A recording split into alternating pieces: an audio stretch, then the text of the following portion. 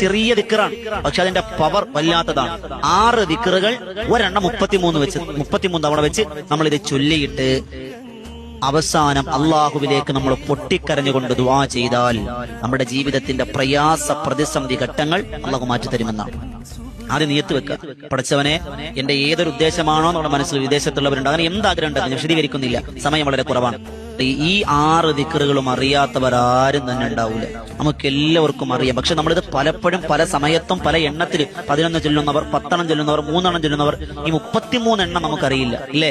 എന്നാൽ ചൊല്ലിക്കോളിൻ ഈ 6 ഏതൊക്കെയാണ്? അസ്തഗ്ഫിറുല്ലാഹൽ അദീം, സുബ്ഹാനല്ലാഹി വൽഹംദുലില്ലാഹി വലാ ഇലാഹ ഇല്ലല്ലാഹു വല്ലാഹു അക്ബർ, മാഷാ അല്ലാഹു ലാ ഖുവത ഇല്ലാ ബില്ലാ, അല്ലാഹുമ്മ സ്വല്ലി അലാ സയ്യിദിനാ മുഹമ്മദിൻ വഅലാ ആലിഹി വസഹ്ബിഹി വസല്ലം, ലാ ഇലാഹ ഇല്ലല്ലാഹുൽ മലിക്കുൽ ഹഖുൽ മുബീൻ, സുബ്ഹാനല്ലാഹി ബിഹംദിഹി സുബ്ഹാനല്ലാഹിൽ അദീം വബിഹംദിഹി അസ്തഗ്ഫിറുല്ലാഹ്.